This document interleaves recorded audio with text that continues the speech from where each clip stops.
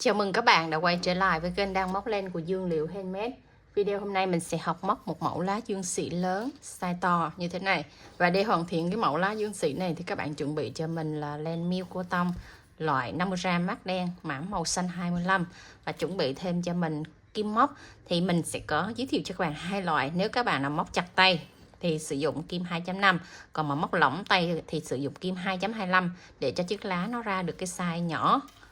Mà nó chắc tay như thế này thì lá nó sẽ đứng vững, nó không có bị èo ọt, nó không có bị móp méo ha. Nhưng mình thì móc hơi lỏng tay thì mình sử dụng kim là 2.25 ha. Có hai loại kim cho các bạn. Chuẩn bị thêm cho mình cái kẹp nẹp lá size 24 màu xanh để chúng ta nẹp vào thì cái cây khi mình cầm lên nó mới cứng, nó không có bị ngã nghiêng đối với lá dương xị size lớn như thế này. Và chuẩn bị thêm cho mình một chiếc kéo cắt len. Và những nguyên liệu vừa giới thiệu này đều vừa bán ở shop, các bạn có thể mua bằng cách là mở vào bài mô tả. Đều có để liên hệ số điện thoại, link mua hàng phía bên dưới. Các bạn chọn mua những cái dụng cụ mình vừa giới thiệu để chúng ta học móc cái lá dương xị này. Mình có thể ráp vào làm bộ trang trí, cắm hoa bình, hoa chậu, hoa bó đều rất là đẹp. Rồi các bạn cùng vào phần bài học với Liễu nha. Đầu tiên các bạn tạo cho mình một nút thắt nè. Rồi siết chặt. Móc lên cho mình mũi móc xích.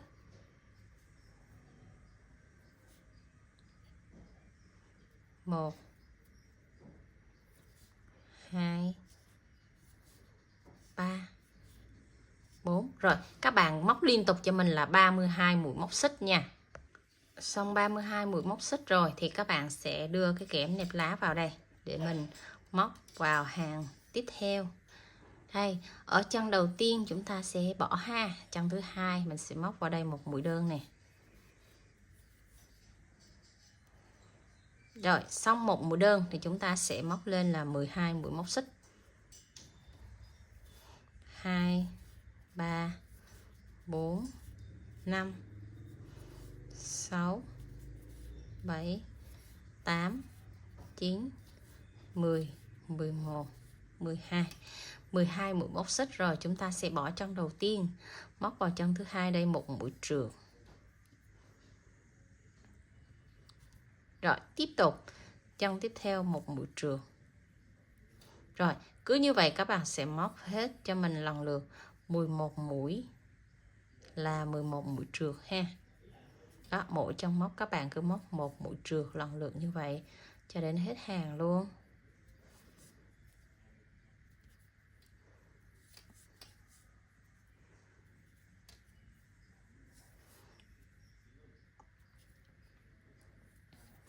Trượt cho đến chân cuối cho mình luôn nhé.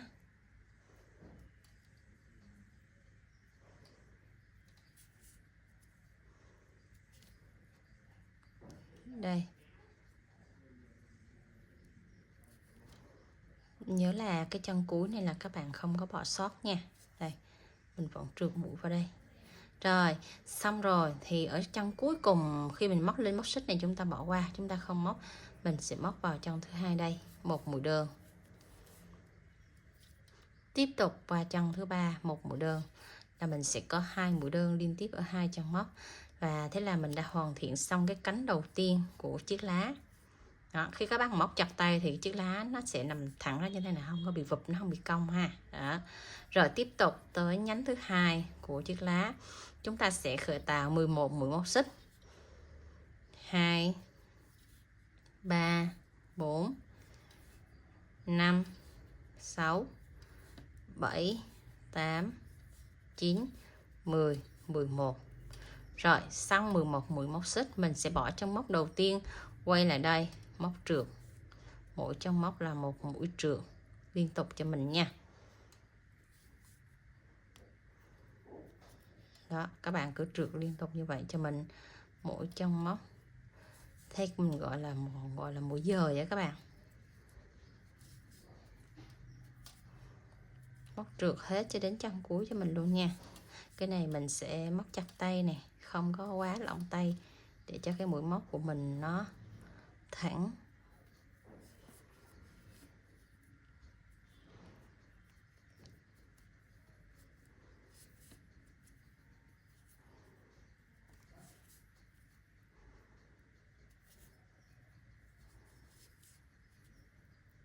Đó.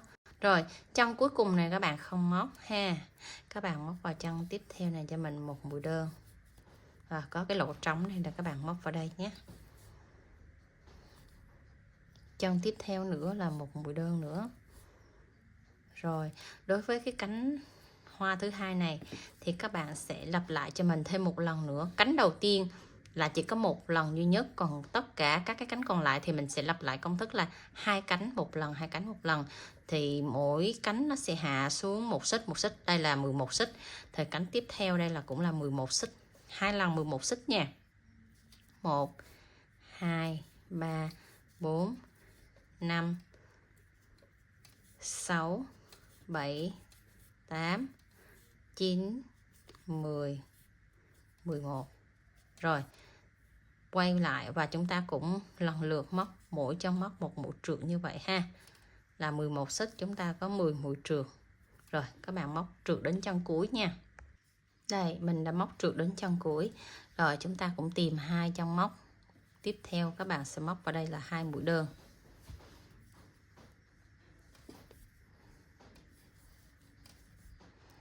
Rồi, đã xong hai cánh 11 xích rồi. Cánh đầu tiên này là 12 xích không tính nha. Đây, hai cánh 11 xích. Vậy thì tiếp theo mình sẽ móc tiếp hai cánh 10 xích, rồi tới hai cánh 9 xích. Cứ như vậy các bạn sẽ lặp lại nè. Bây giờ tới 10 xích ha. 1 2 3 4 5 6 7 8 9 10. 10 xích. Rồi chúng ta cũng trượt trong móc này, bỏ trong móc đầu tiên ha. Trượt vào chân thứ hai. Cứ như vậy các bạn sẽ trượt mỗi chân móc, chúng ta móc một mũi trượt nhé. Đó, cứ trượt liên tiếp như vậy tới chân cuối cho mình luôn. Rồi, 10 xích mình đã trượt đến chân cuối và chúng ta sẽ móc hai mũi đơn liên tiếp ở hai chân móc đây. Một đơn, hai đơn. Xong hai đơn rồi ha, chúng ta lại tiếp tục móc lên 10 xích cho cái cánh này tiếp theo nữa nè. 1 2 3 4 5 6 7 8 9 10. Rồi chúng ta cũng trượt 9 chân móc, mỗi chân móc một mũi trượt nhé. Đó, cứ trượt tiếp theo như vậy cho mình đều hết cho đến chân cuối cùng này ha. Rồi đây, xong, mình đã xong trượt đến chân cuối rồi. Thì bắt đầu quay qua đây, chúng ta móc hai mũi đơn nha. Hai mũi đơn ở đây.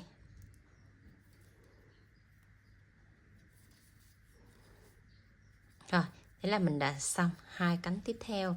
Rồi, thì các bạn sẽ lặp lại công thức tương tự như vậy, nhưng hai cánh nó sẽ lặp lại một lần và nó lặp lại tới hai cánh tiếp theo nó sẽ hạ xuống một xích. Ví dụ như đây là cánh đầu tiên là cánh 12 xích nè, chỉ một cánh đầu tiên thôi.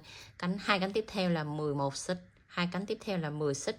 Vậy thì hai cánh tiếp theo là 9 xích, hai cánh tiếp theo là 8 xích. Mình sẽ lặp lại công thức như vậy trên màn hình đây để các bạn móc cho đến chân gần cuối. Chúng ta lặp lại ở xích thứ tư mình sẽ dừng lại ha.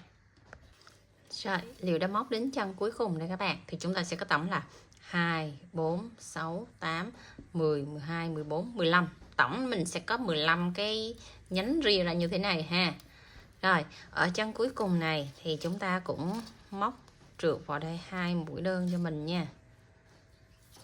Hai mũi đơn.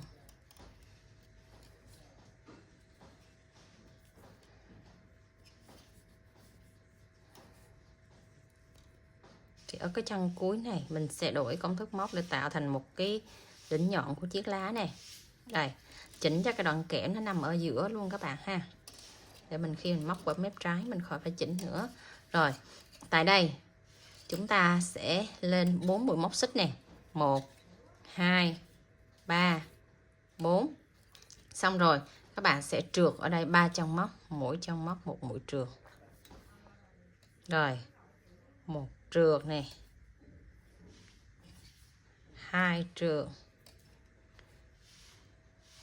3 trượt. Xong 3 mũi trượt rồi ha. Bắt đầu vào cái chân đây, chúng ta sẽ móc lại đúng cái trong móc đó ha, một mũi đơn. Đó, thì cái chân cuối cùng này chúng ta sẽ có là 2 mũi đơn ở cùng một chân móc và lên 4 xích trượt xuống 3 chân trượt nha. Rồi, quay qua bên mép bên trái này, chúng ta sẽ móc một mũi đơn tại đây.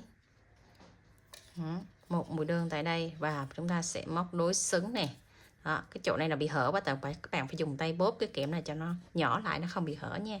Và bắt đầu khi các bạn móc đối xứng, rồi móc đối xứng thì chúng ta sẽ canh nha. Ở đây mình bắt đầu từ 12 xích, thì ở đây là bắt đầu từ 4 xích, nó ngược lại. Rồi, khởi tạo 40 móc xích này. 1 2 3 4 4 mũi móc xích ha. Rồi, quay kim móc lại, chúng ta móc 3 mũi trượt liên tiếp ở 3 chân móc đấy.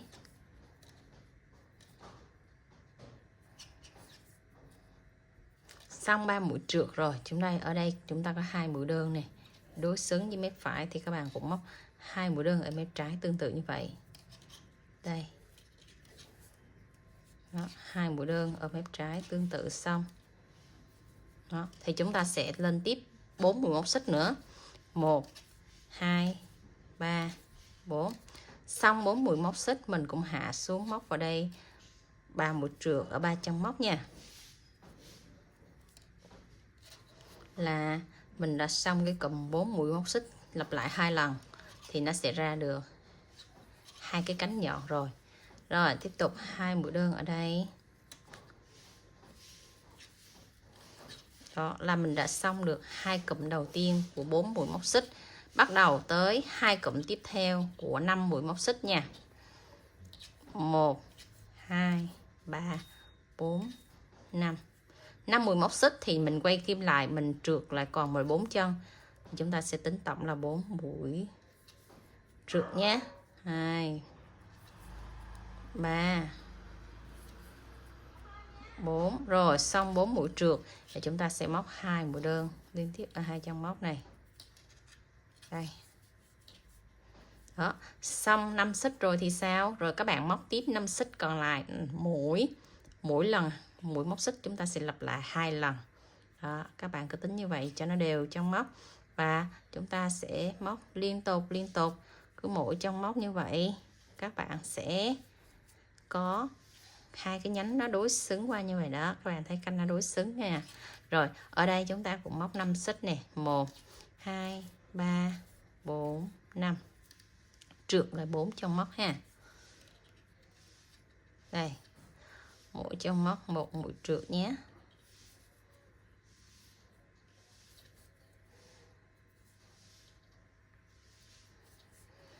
Rồi, xong 4 mũi trượt, chúng ta móc vào đây 1 đơn, 2 đơn. Đó. Rồi, thì các bạn sẽ lặp lại công thức tương tự nhưng mà sẽ tăng mũi móc xích lên. Ở đây mình đã xong 4 xích, 5 xích, rồi tiếp tục là 6 7 8 9 10 11. Mỗi mũi móc xích là chúng ta có 2 nhánh ria, chỉ có cánh 12 này là 1 xích nha. Mình sẽ gặp các bạn đến cánh thứ 12 này nhé. Rồi, mình đã móc xong đến cái mép thứ 15. Đó, mép thứ 15 là 12 xích nha. Rồi, thì tại đây chúng ta sẽ còn một chân móc mũi đơn ở cái góc cuối cùng này nè các bạn. Trong mũi đơn ở góc cuối này thì chúng ta cũng móc bình thường thôi. Rồi xong rồi, cái đoạn kẽm nó đang ở trên cái ở dưới xì len thì chúng ta vòng xì len xuống phía dưới đoạn kẽm ha. Chúng ta vòng lại một cái, mình sẽ móc vào đây một mũi, móc mũi đơn đầu tiên ở bên mép phải này. Đây cho mình một mũi trượt này nha. Tại đây móc một mũi trượt thì xong rồi. Rồi, đó, các bạn thấy ở dưới nó không có hở kẽm ha. Rồi muốn chắc chắn thì cái sợi len nó đang ở trên kẽm, vòng xuống phía dưới, kẽm một cái nữa. Phía dưới lên đây móc cho mình một mũi móc xích nữa, siết chặt. Thì để chi vậy? Để mình cắt len ra, mình sẽ hướng dẫn các bạn này. Rồi khi cắt len ra tuột ra thì các bạn thấy nè, ở khúc dưới này mình siết chặt lại nè. Đó, nó không có bị lộ kẽm ở góc này. Đó. Rồi không lộ kẽm Góc này nó không lộ kẽm thì chúng ta sẽ dùng sợi len tại đây mình quấn chặt nữa là xong nha.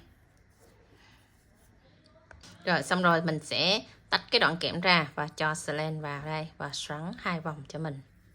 Như vậy là đoạn kẽm nó chắc chắn nó không có bị bung. Xong rồi mình sẽ chỉnh chiếc lá cho nó thẳng thóm ra. Thế là mình đã được một chiếc lá dương sỉ rất là xinh rồi đó các bạn ha. Nếu các bạn muốn móc size nhỏ thì các bạn móc bớt xích lại và khởi tạo thì nó ít cái mũi móc xích cho đây lại thì nó sẽ thành một chiếc lá size nhỏ. Rồi, mình chúc các bạn móc thành công nha. Hẹn gặp lại các bạn ở những video sau. See you.